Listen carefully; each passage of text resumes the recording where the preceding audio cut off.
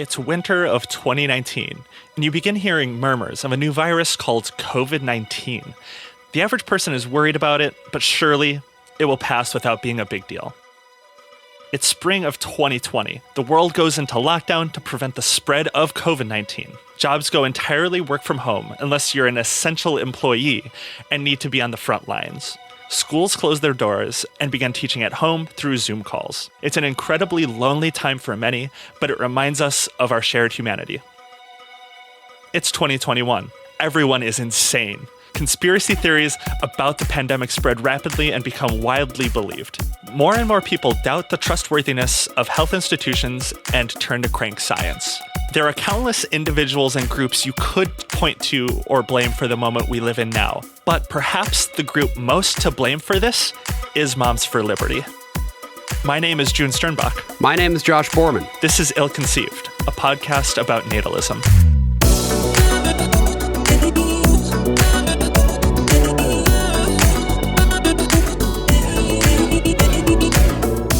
So, Josh, yes. Have you taken any Tylenol recently? Are you mainlining that shit? Mainlining some Tylenol? How are you doing with that? I'm taking like 10 Tylenol every day. Yeah, I just can't stop. Every day. I can't stop Popping myself. that shit like Tic Tacs. Now that I know what makes people like get into map games, like Absolutely. EU4, like shit. Okay, Tylenol's even better. I've been eating nothing but Tylenol all week, and boy, I love Paradox Grand Strategy now. Can I tell you something? Before that, you had no interest, but now this is the world we live in. How are you doing? How you doing, Josh? Better than last week. So, I think that's good, right? Good progress. I think I feel the same way. I think generally things are a little bit more things aren't calm, but things are a little bit better. No, things are still insanely bad, but we're managing now. So the last episode we did, was a chill one. We just hung out. We just did a mailbag episode. But I think before we get started this week, I would let's just hit one mailbag email from our listeners. It's our famous segment. We have to do it. The world famous mailbag. It's the world famous. We have to. So this one comes to us from Beatrix Poggers. That's so awesome funny. Name. That rules. I also wanted to read it because it says, "Dearest Josh." Just threw me out of the bus. They just fucking they erased me. They erased my identity. Also, hello, June, don't worry. I like you more than Josh. But since this whole thing was kicked off by something Josh said, he gets the header. Well, thank you.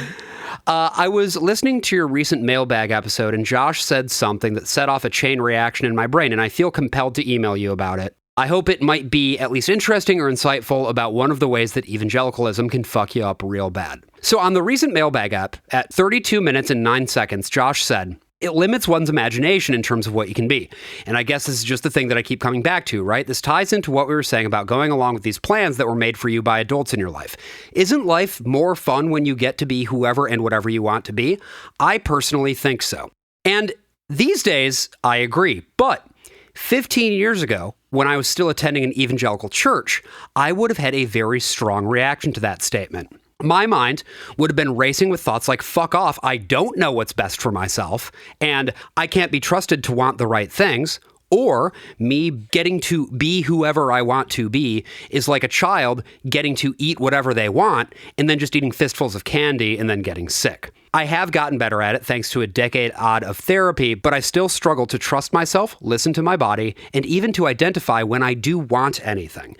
It's part of the cycle of self-denial and alienation from your body that's endemic in the types of evangelical Christianity that I grew up in. The church conditions young people to make them compliant by sabotaging their self-esteem, teaching them to constantly second-guess themselves and be hyper-vigilant about their own thoughts, and to look to religious authority to guide them through life as a replacement for confidence and self-determination. And then there's 3 points here, and we love a list, so I'll just read these 3 points. It's like they knew that we like lists. I know. First, the church has a deeply pessimistic view of human nature, somewhat obviously. There's a lot of focus on how human beings are inherently awful and fallen and sinful and evil. Not a great place to develop healthy self-esteem.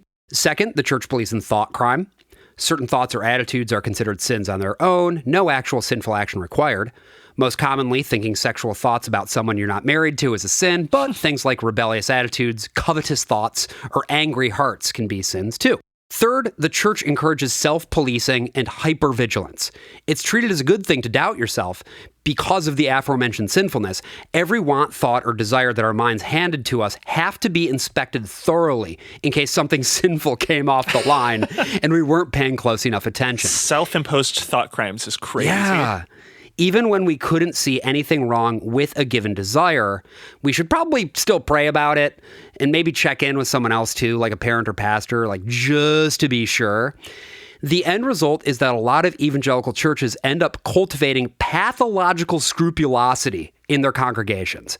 For reference, scrupulosity is a form of OCD that presents as being anxious about one's own thoughts and morals to the point of significant distress. Constant thoughts about, for example, have I sinned? And I don't even realize it. When your entire interior life is vigilance against sin, self-loathing, and self-doubt, you don't really spend much time thinking about what you want. You don't want anything specific. You just want relief. You just want to be able to relax. You just want someone in authority to tell you what you're supposed to want so that you can stop worrying about whether or not you want the right thing and how to get it and just work on accepting what you should do. And that's why the answer to the question, isn't life more fun when you get to be whoever and whatever you want to be, is not as straightforward for someone who's spent their entire life being told that they can't trust what they want. Wanting something might be a sign of a sinful, ungrateful attitude, that they should just listen to what God, and by extension, the authority figures in your life have planned for them. When you're conditioned to distrust your own instincts as sinful and your own desires as temptation, even just mulling on a hypothetical thought about what do I want out of life can be a very distressing experience. Much love, Beatrix. P.S. I don't actually like June more than Josh. I'm sorry for lying. I feel a vague sense of positivity towards you both equally in a normal and non-parasocial way. Thank you for that email. No, I feel like that's like the best way to outline how a lot of these like evangelical groups, like Christian nationalism, just generally that sort of ideology is really about social control. Definitely. Absolutely. Yeah. I mean, that's how they impose the ideology like across the entire society. And to be honest too, like, yeah, I can say that now, but I absolutely remember like when I was in high school feeling all of this exact same stuff because you are taught that we talked about this. James Dobson literally wrote a book called Emotions, Can You Trust Them? Do you remember that? Yes. And that's not just like an old sentiment either. There is still conservatives today, and actually perfectly relevant email to lead us into the topic we're talking about today, because right-wingers, Christians, all like these evangelical groups are still debating if emotions can be trusted and are good. Like that is still an ongoing debate because it's, it's impulsive is like probably what they think. They don't trust the impulsivity of humans. They would rather trust an all like mighty God figure to like pass their morals onto them. As translated through a pastor or other holy person who, of course, would never be impulsive or say anything out of pocket. Yeah, no, they're perfect. They're divine, of course. No. So I think that's like a great transition into our topic for today, which is Moms for Liberty. Yes. It's been one I've been fascinated with for a while now. I've been sort of following them since their inception back in 2021. Josh, what was your like first introduction to them? What was like the first instance where you were like, this is a group that I recognize the name of, like, because for whatever reason, like, what was your first time? Well, I remember that they were pretty heavily involved in the like reopen the schools protests. Yeah. That's where they all sort of came out of. And I'm sure you're going to be talking about that in the episode. And then I remember following them around a little bit because they started doing annual conferences. Yeah. And they did their conference, I think last year, 2024 in Philadelphia. And I had really wanted to go, and record a bunch of their shit and then like do some podcasts about it. But then I learned that Pennsylvania is a two-party consent state, meaning that you have to get the other person's explicit okay to record anything that they're saying. It limits you a little bit there. Yeah, as much as I had wanted to go in and do a little bit of gonzo journalism, it just didn't work out that way. We have also talked a fair bit about the quote-unquote school choice movement on The Worst of All Possible Worlds. Yeah. We did an episode, actually, about this absolutely cracked documentary called Whose Children Are They? And it is basically a documentary about how, like, public school teachers are grooming your children into, deviant sexual behavior and blah, blah, blah, blah, blah, blah, blah. A lot of the same stuff, actually, that we talked about in our episode about abstinence-only sex education. And again, Moms for Liberty, a big piece of their beat is that shit, too, with, like, the book banning and just generally fighting for increased parental control over public schools. Yeah, they're sort of like the modern manifestation, a more like guerrilla effort, I guess, if you will, of like what abstinence-only sex education was essentially trying to accomplish back in its heyday. As you mentioned before, they really came into prominence during COVID. That was like the perfect time to become like an insane crank and have like crazy beliefs. So this group was founded in Florida, great, wonderful state. Only good things happen in Florida, by 3 people. So the 3 founders, their names are Tina Descovich, Tiffany Justice, and Bridget Ziegler. Okay. So, it's, like a little grassroots organization. Staffed by 2 of them were just former normal people, like just normal moms. They're just moms that have concerns. So these 3, 2 of them are now former school board members. One is still elected in the school board in the county in Melbourne. But something that I've been noticing since starting the show and looking into a lot of these different groups is that a lot of these groups just aren't quite very grassroots. That's sort of like the theme with the right wing. They aren't. Throughout all of history. Yeah. So the husband of Bridget Ziegler, his name is Christian Ziegler, was at the time when the organization Moms for Liberty was founded, was the Florida Republican Party chairman. Okay.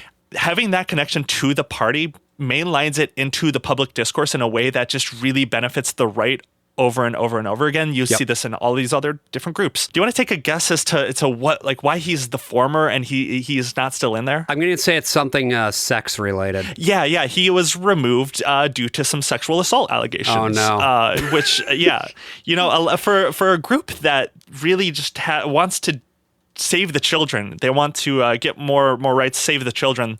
It feels very odd to start the organization with a guy who was like very quickly after this was founded with like sexual assault allegations. Not a great look. I should note for the record that he was formally cleared of those charges. That's just very important to note for legal reasons.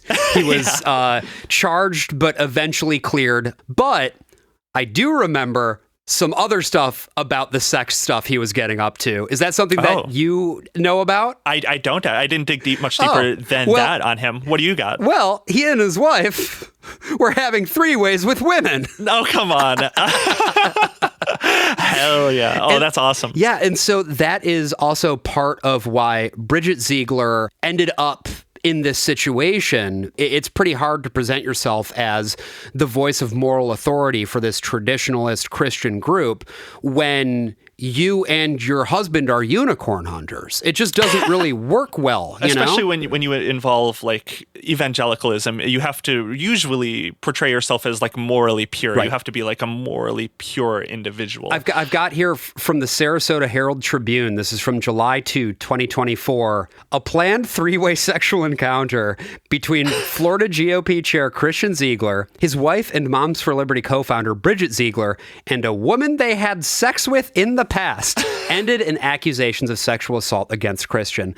This is the part that I think is crazy. As part of the investigation, law enforcement sorted through more than 250,000 photos and 30,000 videos from Christian's phone, as well as 1,200 text communications between Christian and his wife, Bridget.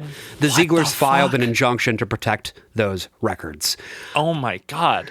They were doing this for a minute. These messages gave insight into Ziegler and his wife's actions, including messages that detail the two, and then in quotes here, on the prowl for a female sexual encounter at different bars, according to records obtained by the Herald Tribune. Look, you know, you can do threesomes.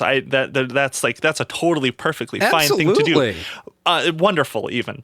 But doing doing all that and then co-founding and running a group that is basically trying to take on the rights of LGBTQ people and representation is just like reprehensible. So that's, you know, of course, why I think these people are kind of scum. I will say. And it sounds like there was a bad power dynamic there too. Otherwise, absolutely. This woman, I mean, he was a Republican Party chairman. Yeah. So both formal and informal power disparities. Not good, folks. Not good. Not good one bit. So this group, founded by these four wonderful individuals,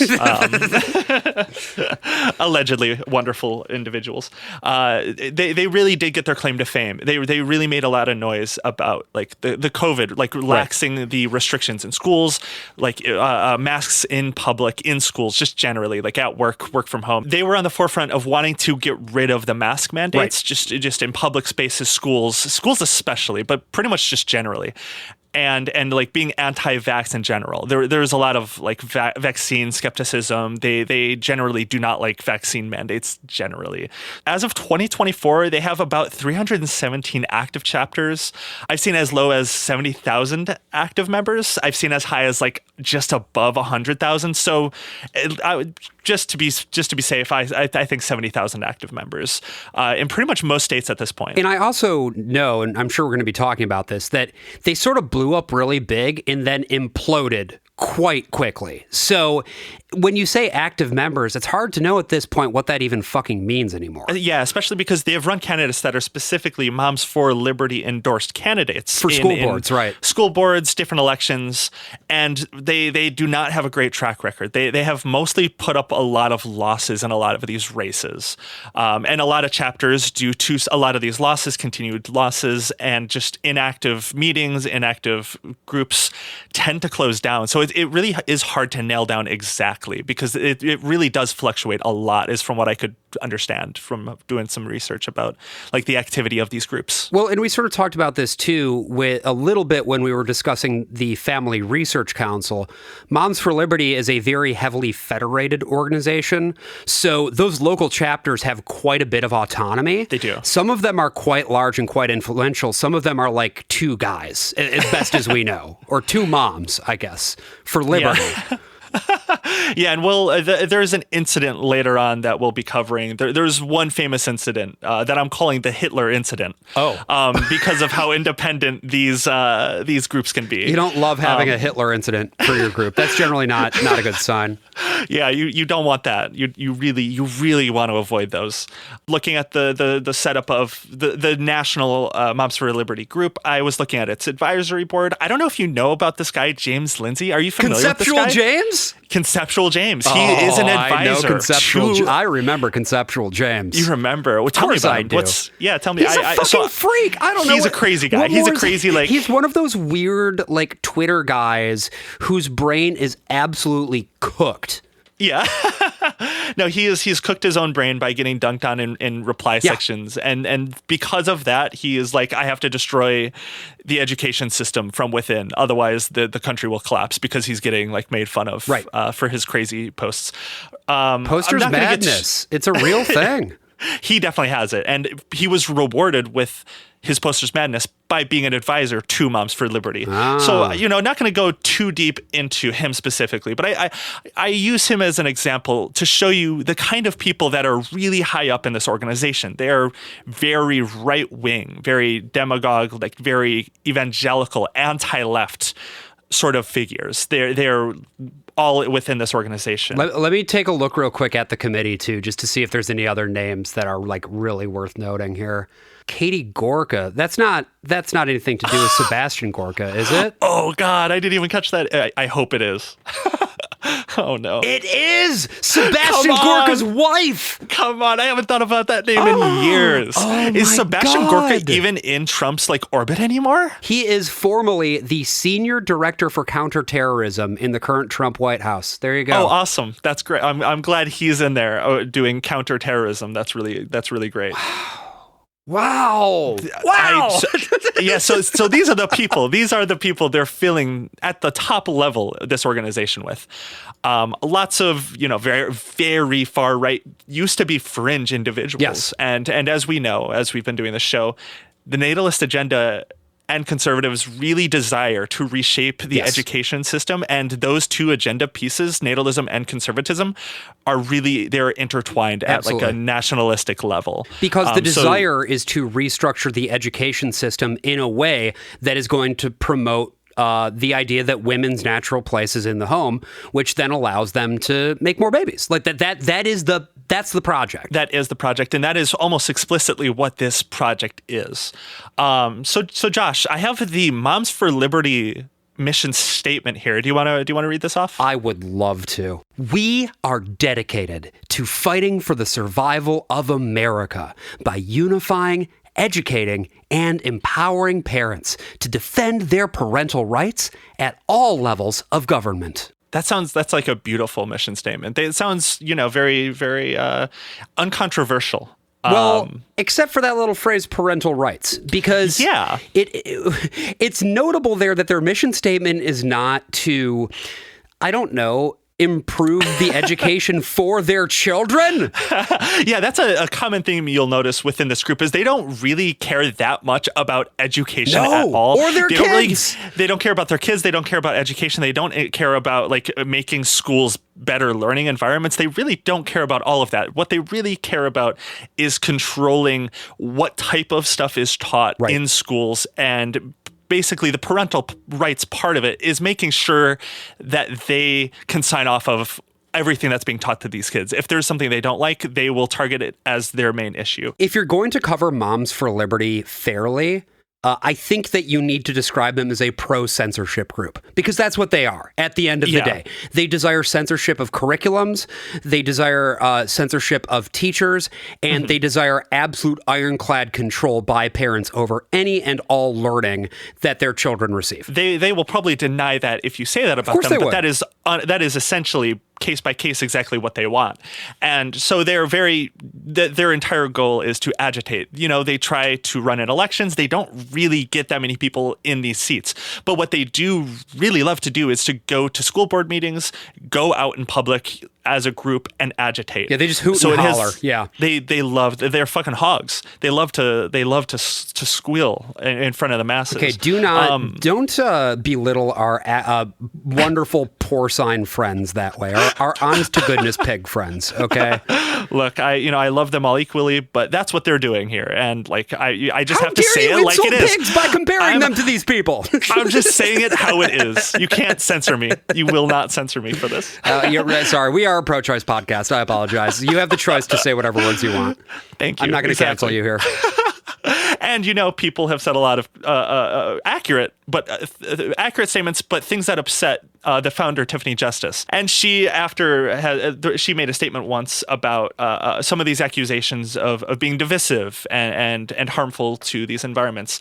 And she said here, have they come to one of our meetings? Have they spoken to our moms? I don't want to hear from any historian who hasn't been to a meeting. That's insulting. And I reject it on behalf of all of the mothers who are part of this organization, who are lovely people and want to see our children united and not divided. And you might be asking yourself, divided? What do you mean divided? What are they being divided Who's dividing the children? What are you talking about? Why aren't they united? It's a school. They're like learning. What's the controversial thing that she's maybe talking about? And we'll get into it. There is a few different realms that they really focus on. Of course, as I mentioned before, COVID, vaccine mandates, and masking, which they've sort of won on that at this point. So it is their view from the organization's top level that their children are being divided. One of the things that they think is controversial is outlined pretty well in this 2021 Washington Post article. A Moms for Liberty chapter in Tennessee questioned whether a textbook that included a photograph of two seahorses mating was too risque for elementary schools. Members in Suffolk County, New York, have begun describing school mask policies as segregation. How is it segregation if they're making all of them wear masks? I don't know. It's dividing the children. It's dividing our families. It's dividing us all. It's controversial. And it continues, urging their children to rip off their masks in classroom protests. So the parents, the parents in some of these cases in this New York chapter were like telling their kids, you go to school, you rip off your mask for me. Like they are telling their children how to act in schools to like cause agitation, cause issues. It's crazy. I'm also loving the very next paragraph here, which reads, and in Indian River County, Florida, a chapter recently objected to fourth graders being taught how to spell spinal tap, isolation, and quarantine because they were too scary of words to teach at that grade level, said Jennifer Pippin, head of the Indian River chapter. So that's the head of that Moms for Liberty chapter proudly telling the Washington Post, absolutely, a word like quarantine is too scary for our beautiful children. See, they just want to better educate and unify Americans. That's what they're doing there with that statement. And so doing some research, I found a great video that shows the structure of Moms for Liberty. It was an ABC little documentary. It's an activist training focused largely on what they want to teach their children. Conversations with Wisconsinites who might want to run for school board. Laid out in front, books some of their members have challenged. It's a boy wearing a tutu, and it sounds kind of like an innocent book. And what we're seeing in schools is the conversations surrounding this on gender identity at really young ages, and it's really confusing, and children don't have the mental capacity to handle that. You're concerned less about a particular book and more about the conversation you're worried is happening? Sometimes, yes. Not all the time, but most of the time. There's two interesting things going on here. Yeah, tell me about it. Number one, obviously, is the assumption that their children are dumb as bricks, right? That, like, there is no way that any boy could ever, like, want to wear a dress just because. And then following on that if any boy had the idea to wear a dress, that would, like, turn him transgender or whatever. Or that it's an immoral act that should be completely discouraged. I don't get it. Yeah. So that's thing one. Thing two is the way that, and you can hear it a little bit at the end of the clip, how she's like weaseling around her words a little bit. Where the interviewer is trying to pin her down to a position, but she keeps being like, well, I don't know, I wouldn't say that. Like, they're always really hiding the ball about what it is that they actually believe, because they want to always roll it up to this grander idea of freedom without being pinned down to what the specifics are of the freedom that they so desire. You see that on the right a lot, where specifically online, this is a discussion we've been having for years now, where when they say freedom of speech, they mean freedom to say as many slurs at people as possible. They don't necessarily mean exactly what that statement means. They're using that to sort of portray themselves as a little bit higher brow than they actually mean. It's easier for them to portray themselves that way because people that aren't as into the weeds as like maybe you or I are will be like, no, but they're just for free speech. That's all it is. It really does. It works on a certain level for a less informed crowd that doesn't really understand what is happening there. The way that they speak is basically in a series of thought-terminating cliches, right? That makes it so that you can't ask questions if it's like, well, we stand for freedom. Well, what does freedom mean? It means that we want to be free, right? I think they understand that. On a certain level, they understand what they're doing there. It's rhetoric. It's what that is. It's not about actual like education. And it's not about anything that's even being taught, as she said in that clip also. Very great questioning by the journalist is like, so you're not really worried about the books, just theoretically what could be happening. What could happen, what could maybe. Right. It's like the slippery slope argument. And then it's like, what do you think could happen? But again, they won't answer those questions. Absolutely. It's perfect representation of what this group is. So I think we should talk about what Moms for Liberty means by parents' rights. Because on the surface, again, it's another one of those things where it's like, oh, that doesn't sound that bad. Like parents should have rights. Like, obviously, like, sure, maybe like on the surface, if you don't dig a little deeper, that could be just like a very benign statement. Well, they certainly shouldn't have parents' wrongs. Whoa, definitely not. I'm gonna be bold. I think these parents, the parents who in Moms for Liberty, I think they are all committing parents' wrongs. I would agree with you. Yeah. I think it's an entire organization dedicated to promoting parents' wrongs. Absolutely. I think the best way I could describe it is it's just a movement of the right wing of the United States, which is their attempt to change the course of the education system into a new direction that relies more on parental control of what's taught in favor of what resembles like a white nationalist Christian agenda. Yes. And I would add on to that a natalist agenda. Yeah, absolutely. It's very adjacent. It's they don't necessarily, they're not like, we need to make sure like people are having kids. Moms for Liberty themselves not saying we all need to have 10 kids. Yeah, sure. But that's the implication. That is the heavy alignment of what their policies will end up bringing about. Like that is their intention. They won't say it, but that is their intention 100%. The way that Moms for Liberty functions, you laid it out before, they're very federated. They operate in different counties and different chapters and organize to try to get into different school systems to agitate, to implement these different changes that they want to see done throughout, like a very low level. It's sort of like a ground up operation. They're trying to change it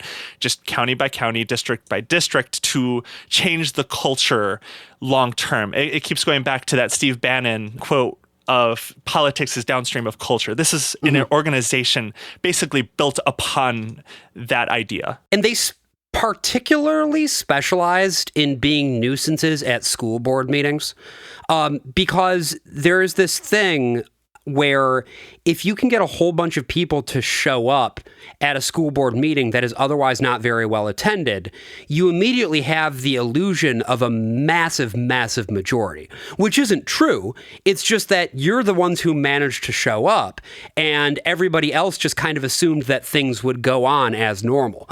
And so they create chaos, I would say. It's the same principle of you're not really going to leave just an okay or a great review for a restaurant. Like most of the time, you're probably going to leave a horrible review. It's that same anger. The anger will bring people out to these because you're right. I mean, have you ever been to like a school board meeting in like a small county? I haven't. Most people haven't ever been. I mean, but also I don't have kids, like I suppose that if I did have kids in school, I might go to a school board meeting. Although again, even then, unless I had a particular interest in running for the school board for some reason, I can't think of any reason that I would go to a school board meeting, Right. And I think they understand this and they have taken advantage of this in their favor to try to take control of different localities. And with this agitation, there has been a lot more reports since 2021 with threats against educators, schools, all of this sort of thing. It really, it's a product of this agitation, I think, absolutely. If you were to ask them if they're okay with this, of course they would say no. Right. But there is no doubt whatsoever that the threats that are happening towards school boards are from these people. Right. It might not be formally within the guidance of the Moms for Liberty organization, but it's the same fucking people. It's the stochastic terrorism principle. Yeah. And it's the Office Pam meme, right? Of it's the same picture. Same fucking guys. And once they get into these school board meetings and maybe when they get into the systems themselves, the main things that I got a little list. The little list of the things they focus on here. Ooh, a listette, maybe we'll call it, because it's a little list, a listette. It's a listette. Okay. So I got 4 things here that I could pin down as their primary focus in terms of topics. So as we went over before, of course, anti-mask rhetoric and taking on vaccine mandates in school. Great. Well, they're winning on that front down in Florida too. So great job, guys. Yep. And then with Trump in the White House, he is actively working on all of that, the vaccine mandates. Second is LGBTQ acceptance and just the education talking about queer rights and history. The third is teaching about critical race theory. They're actually one of the organizations that really pushed hard on CRT is also what it's known as.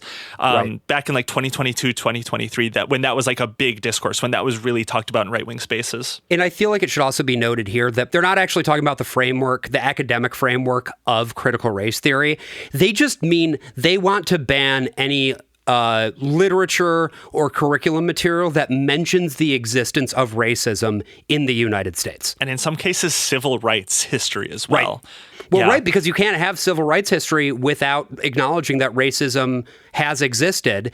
And then, of course, if you want to move it forward a little bit, you have to then talk about, okay, have we gotten over it or not? And if you have any understanding of both the history and the current moment, the only conclusion that you can come to is no, not quite. So what's next? I wonder if that's what maybe the mission statement is talking about, where children have to be unified, where America is not united. You know what? I wonder if that might be a big piece of the think whole you're division. Right. I think you're right, because that's a piece of rhetoric that they will often say, is that teaching children about racism emphasizes our differences and gets in the way of us all being able to relate to each other just as individuals. Absolutely. And finally, and you touched on this a little bit, and it's related to all three of these things, is banning books that they don't want available in any schools. Like they want to ban specific kind of books. That is the end goal of a lot of what they are agitating for. As you heard in the clip, that activist in Moms for Liberty had a book showing that journalist that she doesn't want in schools. That is a primary way that they talk about their agenda. No child shall be allowed to see a boy in a tutu. Nope, that's really immoral that you'd even suggest that children could see that. That's really bad. I'm sorry. I don't know why. I'm sorry. I shouldn't have brought it up. You delivered that so straight. I just felt it come over me. It just came over me. I felt it. I knew what I needed to do. That was good. I felt the emotions in me. And you know what, right wingers, they don't like emotions. They don't trust them, as we went over at the top of the episode. One thing that the Moms for Liberty really doesn't like is this program of education across the United States called social emotional learning, which is also SEL. Are you familiar with SEL at all? No. I mean, I don't really know much about frameworks in modern children's education. Let me look into it. Basically, it's a teaching style that does emphasize implementing emotions, building empathy for other students, just other people, different groups, whether it be queer people, black people not like you, and also talking about self-awareness in the skill building and education systems as a whole. Okay. So it is a education thought idea that if you teach children to be very well-rounded emotionally, it will build stronger characters. Okay. I'm looking this up and I am seeing that there are 5 key components. We've got another list here. The main components of social emotional learning, self-awareness is the first one. That means that you just have some sort of a positive self-concept, a conceptualization of yourself as an individual being. Number 2 is self-management, which is, you're able to regulate your own emotions and your behaviors. Number 3 is social awareness. So you are aware of what other people are thinking and feeling on some level. Number 4 is relationship skills. And then number 5 is responsible decision-making. Now, I'm going to say something that's going to sound really bitchy. Yeah, I can see why Moms for Liberty doesn't like this framework because none of them have these skills. Yeah, no, they and I'm not even fucking joking. Yeah, no, you're 100% right. Like they think this is essentially like woke. They think this is like they think that having tainting children. And they genuinely, I think, believe that having to be aware of what other people think and want and then sort of weighing their own needs against the needs of everyone else is an immoral behavior. That is woke in a nutshell. And I think that illustrates really well why when these people take on things like CRT, critical race theory, they are really afraid of having to consider their own place in the world as it relates to others, and especially the history of that. They fear that. They think that's an attack on them. They think they are literally under attack when you maybe say wow, racism historically has been really bad in the United States. They hear that and they're like, oh, so you hate all white people? Right. Even today, all of them need to die? So you're saying that I'm basically a slave owner? No, motherfucker, yeah. I'm not saying that. What are you talking about? Yeah, this sort of emotional SEL learning they is all could a big have problem used to them. this. If they'd just been educated this way as kids, maybe they would be normal now. But nope, they drank water from a hose, and that's why they're a little bit stronger than us, little Wokies. Not to mention all the lead poisoning from those gas fumes. But I think because I think, as you pointed out perfectly, that they don't have these skills. They don't want to think about themselves. They don't want self-awareness. I think that explains really well why they care so much about critical race theory. So let's dig a little deeper on critical race theory with Moms for Liberty. So of course, it was originally used by not even just them, but just a lot of people on the right back in 2023. I think that's when that discourse sort of became mainstream. Was sort of a cudgel against what we would describe as like wokeness, right? No, it was like, before 2023. I remember. Was it before? Oh yeah, I remember this was all popping up right during the George Floyd protests. There was a lot, really? a Okay, lot I was not about tuned into CRT that. at that time. Yeah. I really only got tuned into it until 2022, I guess. So I guess it's been around for a while. But this group, Moms for Liberty in particular, has really, really went hard on this. On the Moms for Liberty website, there is a section on there that says this. They are not trying to win an academic debate. They are attempting to socially replace you. Oh, so maybe a certain theory, a great theory regarding replacement, perhaps? Maybe pertaining to one race in particular? Huh. Interesting. Yeah, so they do think like CRT is a threat, a direct threat on whiteness, on white people. Why would and that's why they want to shut down this conversation in schools. Talks about racism. And I know that there's no utility in taking these args on the merits because they're nonsensical, but what does that mean they're attempting to socially replace you? What the fuck are you talking about? See, it's one of those things where it feels as someone looking on the outside, it feels ridiculous. But I do think there is something in their brain that actually does make it feel like this like life ending, like world ending moment where this is happening. I don't necessarily understand where that fear comes from because it feels ridiculous. Well, right? who is the you who is being replaced here? I guess this is the parent, the parent of the child. Yeah. And then who is the parent being replaced by? Is it the government? I think I have to assume that's what they have to mean here. Sure. I would but have to assume. But then what the fuck does that like have to do with critical race theory? Just the talking about like blackness for like racism, history of racism. They're trying to replace like the good white history of like, oh, the founding of America. They don't want us to talk about the slave owner early presidents. They view it as like an erasing of like their history. Talking about civil rights is like an erasing their history is the best way I can understand, I think, what they mean. So Josh, you might be wondering, so what does any of this have to do about making education better for children? There's really nothing so far that's like, oh, this like we need to make changes to the education system. It seems to just be like the fear of cultural Marxism. Yeah, is what seems to be the underbelly of this organization. It seems to be mostly about satiating the fears of these parents and making sure that their children are going to be raised in a way that does not question any of these parents' ideological priors. Absolutely. And of course, the Republican Party is one of their main projects for a long time now, has been to take on the public education system. They really just do not like it. It feels like that is out of their grasp. They can't control a lot of the curriculum, a lot of what's taught. So this group functions as a great way for them at a very local level to take it on. The Republicans, you mean? The Republicans, yeah. It's like a shadow. I mean, I don't think it's a secret. This is like essentially a guerrilla shadow arm of the Republican Party. So they're a stalking horse, is what you're telling me. 100%. That is literally what they are, yeah.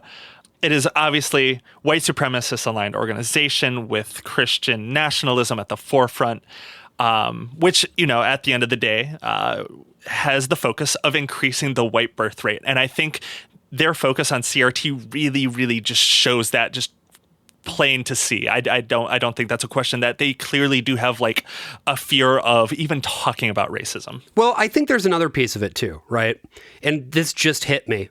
But if you grow up in an environment where you're taught that racism is a construct that exists to sort of artificially separate people from each other, as opposed to a natural order that sort of propagates itself through natural means, like any other natural process of selection, you are probably less likely to give a shit about whether or not you are, let's say, reproducing with another white person.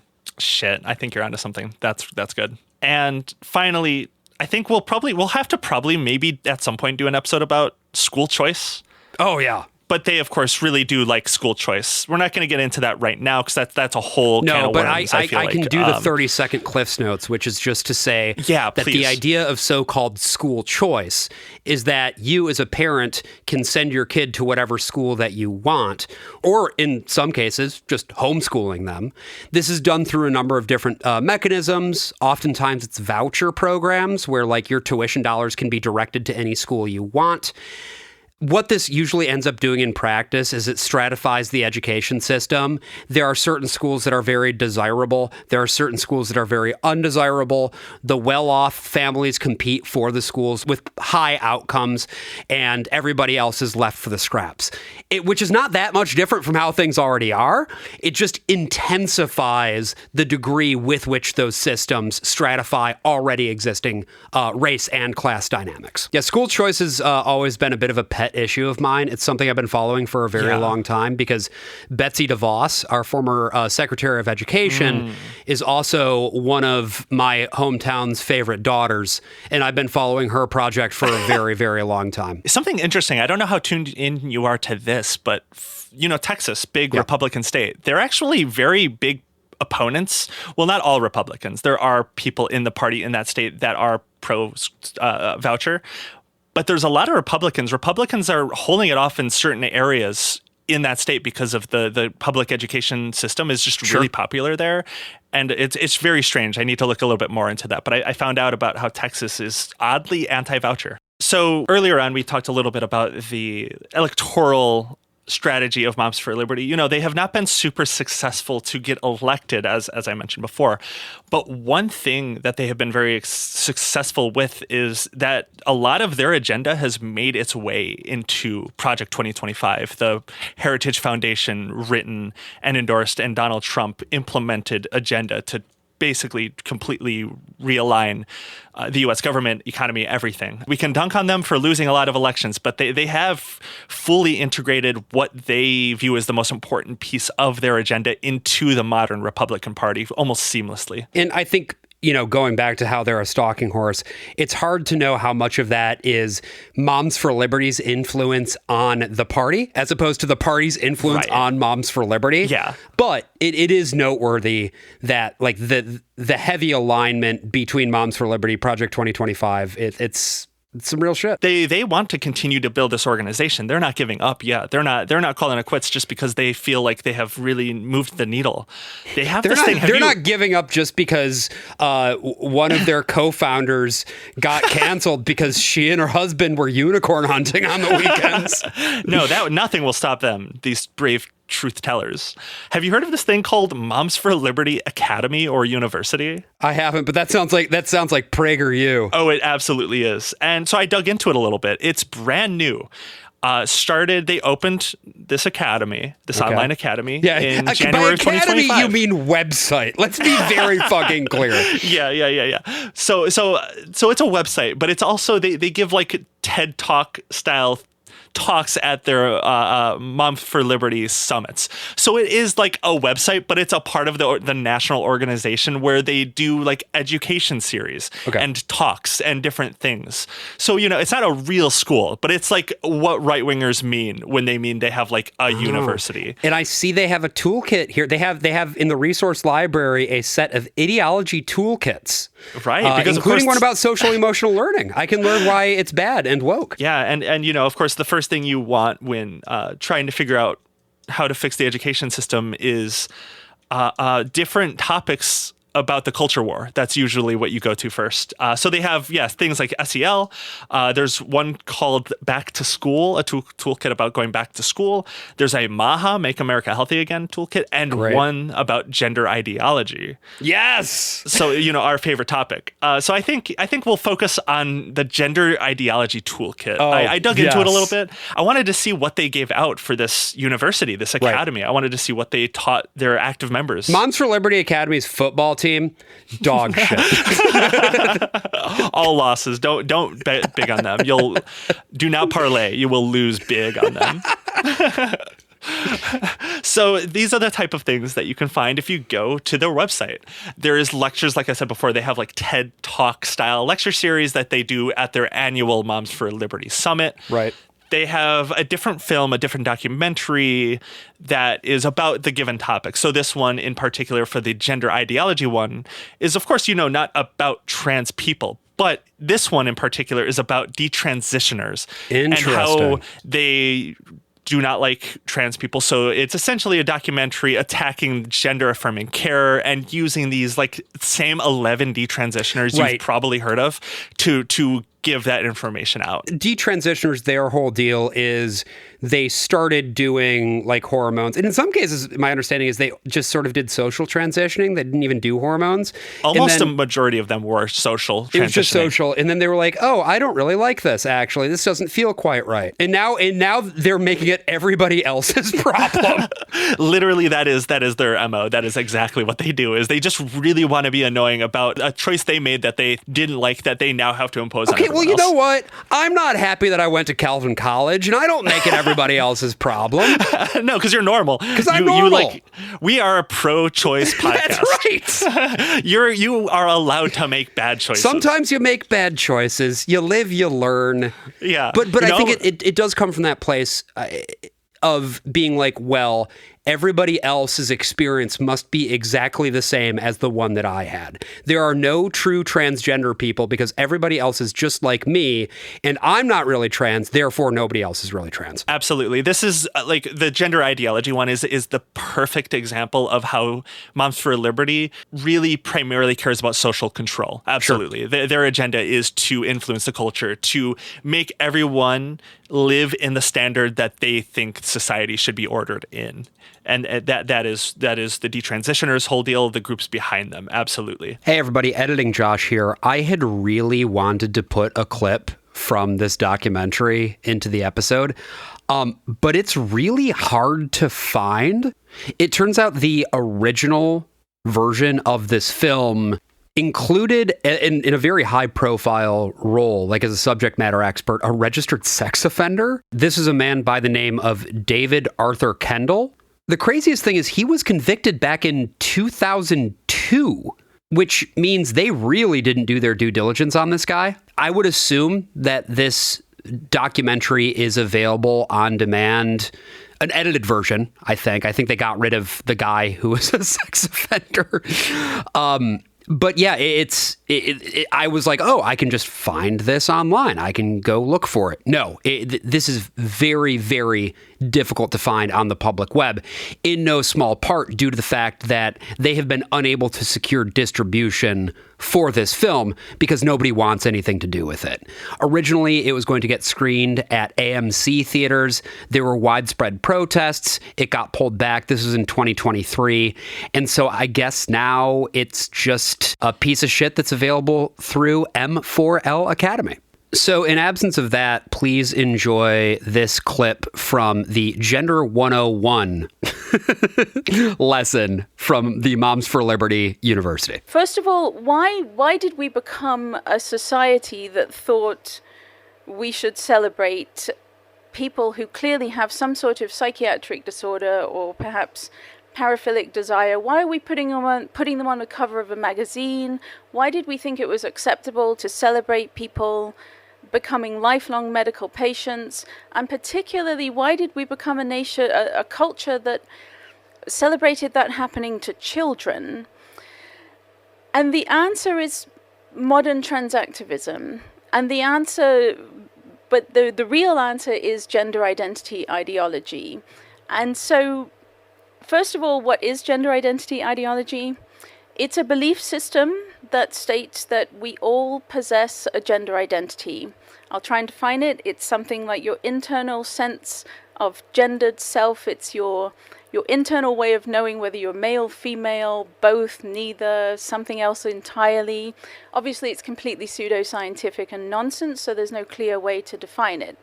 But crucially, with gender identity ideology, it is your gender identity that defines whether you are a man, woman, boy, or girl, which is a mad idea, of course, and you can see why this ideology would untether people from reality. So after that, you can maybe check out their book club. They typically give a couple of book recommendations. One, of course, maybe unsurprising, is about a trans kid. Uh-oh. It follows a trans kid who ends up not sticking to being like transitioning, which is... So it's not a trans kid. It was another detransitioner, yeah. Which the book is about challenging the media's portrayal of gender ideology. Absolutely. Yeah.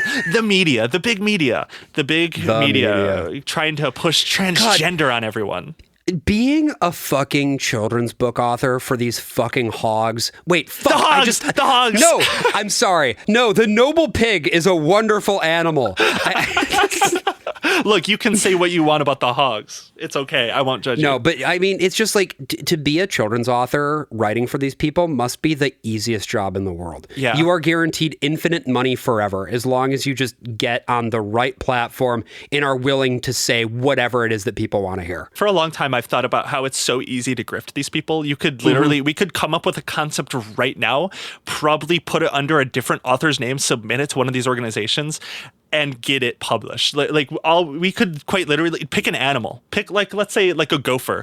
The gopher has thoughts. It sees the meerkat. The gopher thought it wanted to be a groundhog, but it's actually a gopher because gophers can't be groundhogs. That's $1 million book idea right there. Yeah. Oh my God. I fucking, we could be doing the Bizarro World version of this podcast where it's a pro-natalist podcast, and we could be making, we would be set for life. Today we have our new book announcement. We've been working on this one for a while. It's called The Confused Gopher. It's a story about how, sometimes you just you make the wrong choice. That's right. Yeah, it's about learning. If you wanted to be a groundhog, you should have been fucking born a groundhog. You'll never be a gopher. Yeah, no, that sort of thing. You'll never be a groundhog. It's so easy. That's the thing here. Is it's just so fucking easy to grift these people. Like, this is what all of this is. It's about I think they do believe it, but it's also such a fucking grift. It's absurd that this is like what passes as like education for a lot of these people. We got on one a little bit there. I just don't respect them. No, I don't either. I don't either. This is part of the thing is I truly do believe that in order to understand your enemy, you must know your enemy. But the problem is that I know that my enemies are stupid. And it's like, where do you go from there? Genuinely. The only way to make fun of them properly is to be as dumb as they are. Yeah. Right. Yeah. And that's pretty tough for a guy like me. Not saying that I'm the smartest man in the world, but I'm just not on their level, and I don't want to be. No, it's hard to be sometimes, but I think if you ingratiate yourself enough into some of these spaces and see the words that they repeat every single day, you can maybe pretend. I'll look into it. Yeah, look into poisoning your brain. Yeah. So after the book club section, great, wonderful book club that Moms for Liberty has, they have testimonies from parents whose kids were taught about transgender ideology, and it's about how it's bad. So I think you're noticing a theme here. It's about gender ideology, but it's all about how transgender and being transgender is like evil and bad and should be like punished and holy is like shit! An attack. One of these videos is called "They Transitioned My Child Without My Consent." Oh yeah, and so I watched part of that. Do you want to know what she meant by that? What did she mean by that? She meant that that her kid went to a club and the teacher was like, yeah, we're like a pro LGBTQ group. We actually, this is like a what are they called? Like a GLBA alliance type thing. Yeah, right, sure. What she means is my kid was taught about like queerness. I immediately contacted the guidance counselor via email, and I said, I am very concerned that you've had a meeting with my child. I want to know what happened. Why were you asking her which restroom she wanted to use? That is a huge safety issue. And I basically demanded to know what occurred at this meeting. Well, I was called back with the guidance counselor and the assistant principal, and they said, we cannot give you any information about what occurred at this meeting that happened with your child because she is now protected by a non-discrimination law. I was in shock. I did not understand. It was hard for me to even process what they were telling me. This is my child. It is my job to protect her. Oh. Yeah. The school did not, very inflammatory title. They weren't force femming their beautiful son. No, of course. Yeah. Big surprise, right? Is they use a lot of this inflammatory rhetoric to make it seem like, wow, there's something really bad happening here, when all it comes back to is like talking about the experiences of like queer people. Force femmed by the state of Florida. How Help, I've been force dumped. Oh no. So yeah, to finish out this toolkit that they give out to people, they have a slideshow that you can like present at different groups. Anyone can download the slideshow. You can start a Moms for Liberty chapter and educate your members on this topic.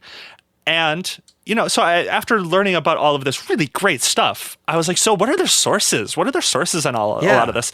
I dug in a little bit. One of the first fucking links I clicked brings you to Focus on the Fucking Family. Boom goes the dynamite. Right to fucking Fantastic. James fucking Dobson yet again. And of course, all of the transgender resources are not like from scientists talking about like HRT care, not about like psychologists talking about like I don't know, mental health for trans people. It's about stuff like, oh, you have to avoid gender ideology. You have to make sure your kids don't transition. It's all about being anti-trans, I guess is the point here. Gender ideology, their section goes in with the belief that being trans is evil. It's bad. It needs to be stopped. I would argue that is gender ideology, but what the fuck do I know? Yeah, it's it absolutely is. They love to pretend to not do culture war by doing culture war in the reverse direction. That's what's so clever about it, right? Like, it is. If you establish that everybody else is deviating from the norms, then you can be the normal guy. But the reality of the situation is that all of this stuff about gender, sexuality, everything else is just part of the human experience and has been as long as humanity has been around. Yeah. It's just a question of how you talk about it. But again, got to pull it back to the point about natalism. If you can stigmatize homosexual relationships, transgender relationships, it makes it more likely that you are going to be able to have more children. And I really, truly think that is what this comes down to. That's the whole fear, the big panic from a lot of people on the right when they talk about specifically, all LGBTQ, but in particular, transgender individuals. Elon Musk himself will talk about all the time about how, it's sterilizing children, because one of a lot of these people's big concerns is the population decline, the birth rate. Right. They attribute a large part of that, I think, almost obviously falsely, to trans people existing. Like, I think if trans people all had 2.1 kids or whatever, that we made, like, all trans people could somehow have that exact right amount of kids, it would not even move the needle on the birth rate in this country. But yet they use that to stoke fear about the group as a whole. And I need to throw this out there once again. There's a lot of trans men who can get pregnant and Yeah. Absolutely. This is something I haven't talked too much about. Like, it would be an interesting thing to talk about on this show, maybe. Their attack on just the phrase pregnant men. They're like offended by pregnant people. Pregnant people. Like, they're so offended by the fact that trans men can get pregnant. They don't even want to acknowledge that as a reality. I think on our show, usually we just say, like, we talk about women and pregnant women because obviously the vast majority of pregnant people are going to be women. Right. But, we are also talking about everybody who can get pregnant because these policies impact trans men as well. Absolutely. And this was actually something I was texting you about pretty recently, June. It's like, we have a lot of, I've noticed, and you have noticed, we've got a lot of trans men who listen to the show. Yeah. And a lot of cis women. And it stands to reason, I imagine, that some of you people are thinking about getting pregnant. And particularly if you are a trans man who is thinking about having a kid, it's a scary fucking time to be trans. And I have to imagine it's an even scarier time to be, like, masculine and like visibly a man and also pregnant. Like, that's the sort of thing that's going to freak a lot of people out. 100%, especially with the government wanting to do their best to erase different queer groups, especially trans people. So it's if trans people don't even feel comfortable going to the hospital to get care, what is this doing to larger society? It's a roundabout way for them to terrorize a group of people. And as long as I'm on my high horse here too, it really goes to show as well that the point of the natalists is never to have as many children as possible. It's for a specific type of person to have as many children as possible.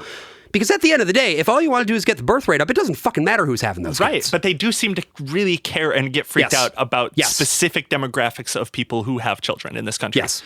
There always is that, like, oh, we like the birth rate, but not from those, not from the immigrants. It's like, well, you're revealing your hand here. Right. You're revealing what this is about. Yeah. Anyway, we're going to make the pregnant man emoji the official emoji of our show. So. Yeah, no, we're the first pro-choice podcast, but also the first podcast to have an official emoji, which is the pregnant man. And what way to follow that up with the Hitler incident? Oh God.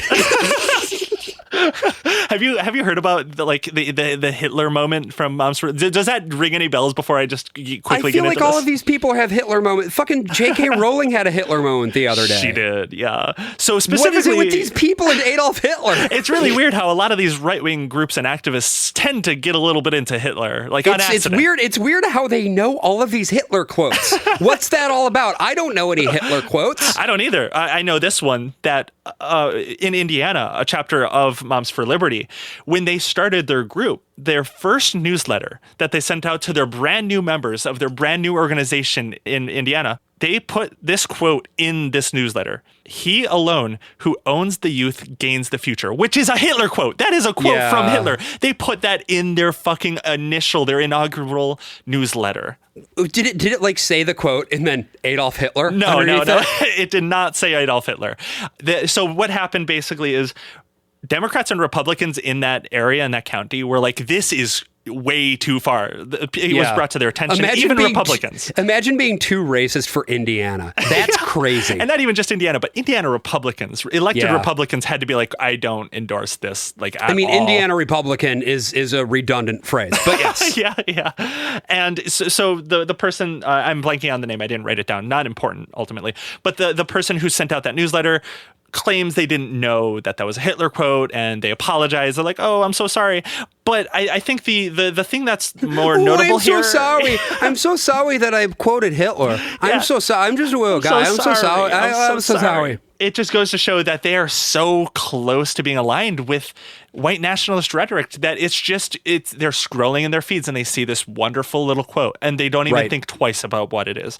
They're just in spaces where this will just come up in front of them, and it'll be even more so now. I mean, you want to scroll at fucking x.com, the everything app, blaze your glory. It's crazy how bad it's gotten. I know you know. Oh, absolutely. I think that the Hitler incident perfectly outlines the sphere that they occupy, the movement that they represent, even more so than everything we've already covered.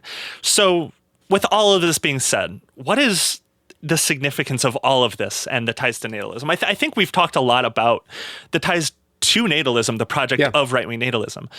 But I think the most important thing to outline here is that the true purpose of this group, and a lot of groups like them, is to dismantle the education system as we know it. That is the end goal of Moms for Liberty. Yeah, this is the other thing that I think is so fucking important to note, right? They will always present themselves as being constructive, right? And we want to engage in a constructive dialogue. We have a different vision for what education should be, but we're open to a debate about it. But that's not true. What they want is to destroy what exists in favor of something that more strongly aligns with their own ideology. And in that regard, it's very similar to a lot of the other organizations that we've talked about on this show. It's just definitely the newest one of these. And the interesting way that you'll notice through all these groups, but especially Moms for Liberty, is they always talk about families being under attack.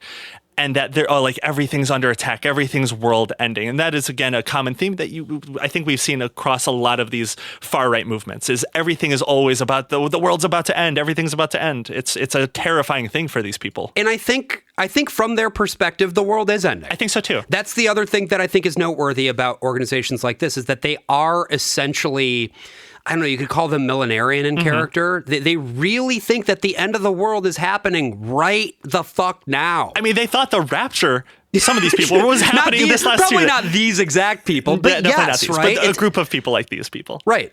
And why all of this matters, why I think it's really important to not do our best. I mean, it's hard to take these people on, but why I think it's good to talk about this and to understand is the end goal is a very bleak future. And there was this piece put out very recently, September 16th, by 404 Media, which, if you're not a subscriber of 404 Media, they're really great independent. They're some of news. the best ones doing it right now in the sort of intersection of tech and public policy. unbelievably good reporting. Some of the best out there right now. We had Jason Kebler on the Worst of All Possible Worlds one time to talk about AI Facebook slop. It was great. Oh, hell yeah. That sounds really fun. Go check that out too. But they put out this piece called Michigan Lawmakers Are Attempting to Ban Porn Entirely.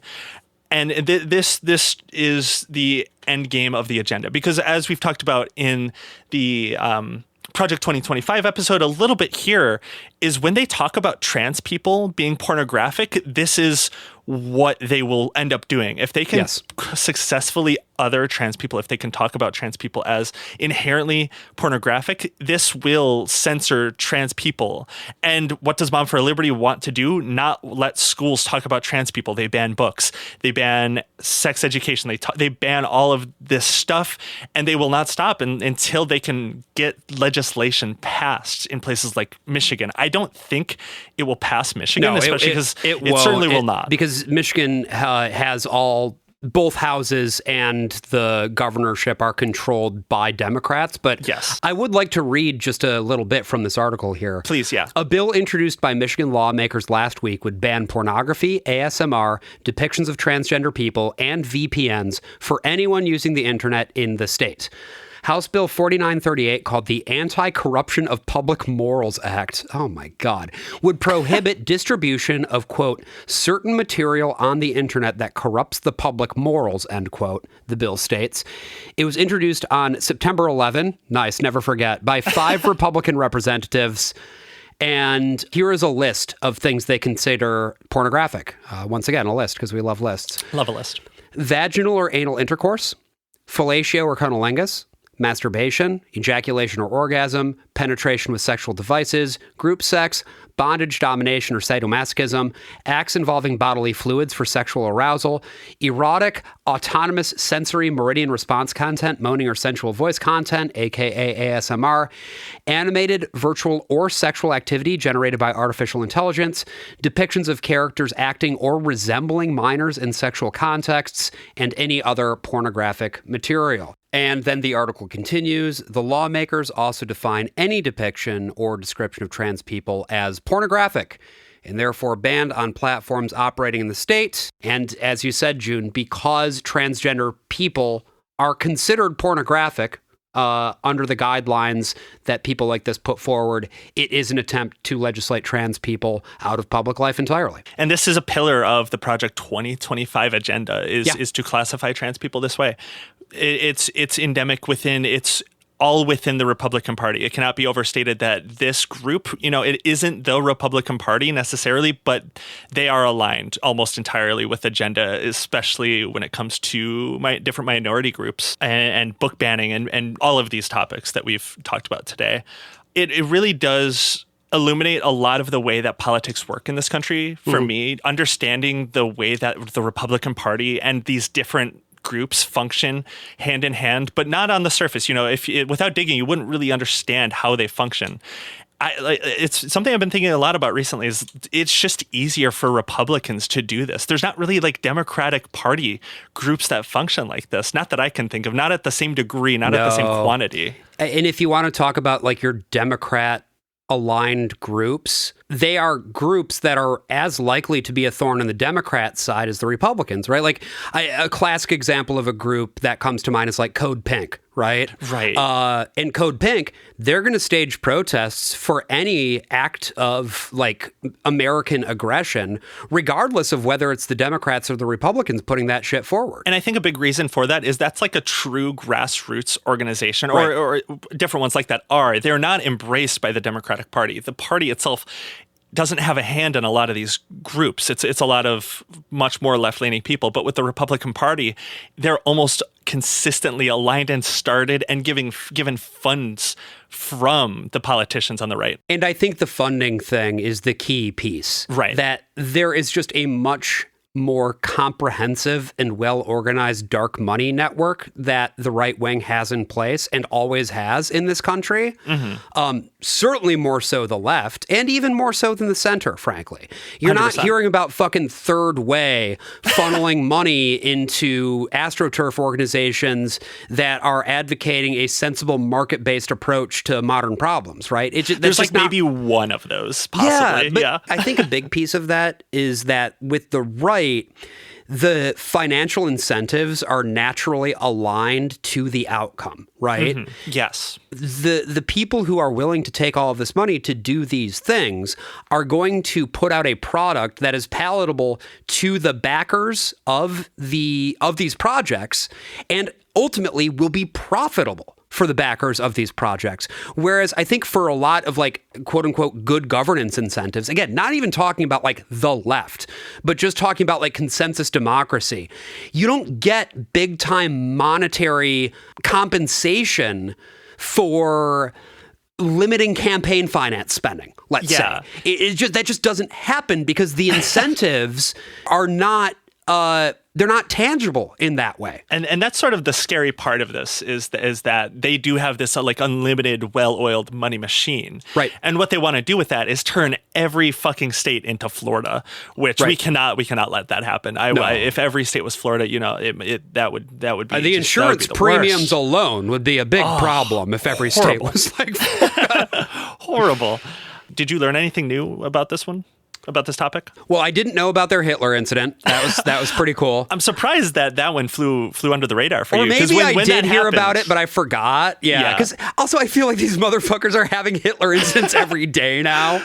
Look, that was 2023. There was like maybe one Hitler moment every couple of weeks. There is a Hitler moment every day now, so it is a little bit different these days. I'm also very interested in the social emotional learning framework and how avid they are about attacking that and other learning frameworks. Because generally speaking, with orgs like Moms for Liberty and other so-called parents' rights organizations, it's all like, we need to go back to the way that things used to be, and we got to start teaching kids phonics again and stuff like that. And some of these things have merit. Like with phonics, for instance, it's really teaching kids to sound out words. It turns out is helpful.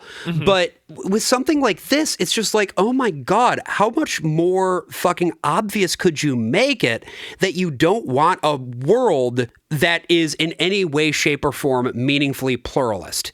You can't stand other people having input, and that is why the idea of your children being indoctrinated into a mindset where they have to take other people's attitudes and emotions into thought is unconscionable. They just can't fucking do it. And that's why I just keep going back to social control, because that is what the Christian nationalist agenda really wants, especially manifest through a natalist ideology. That is what this group wants. It's what the Republican Party wants, is they fear anyone being, and I'm doing this with air quotes, they fear people being like not normal. We didn't talk too much about this today, but that's why they fear autism. The way they talk about having to fix autism with the whole Tylenol debacle, they think there should be a standard normal, and if you aren't that normal, you're just not as good as them. And all of their kids, on the other hand, extremely normal. The most normal children ever. Especially the ones who are homeschooled. And we're going to talk about that next week. Oh, I can't wait. Yeah, so tune in. That'll be a fun one, I'm sure. And we'll see you then. Yeah. I'm June. And I'm Josh. See you next week. Bye.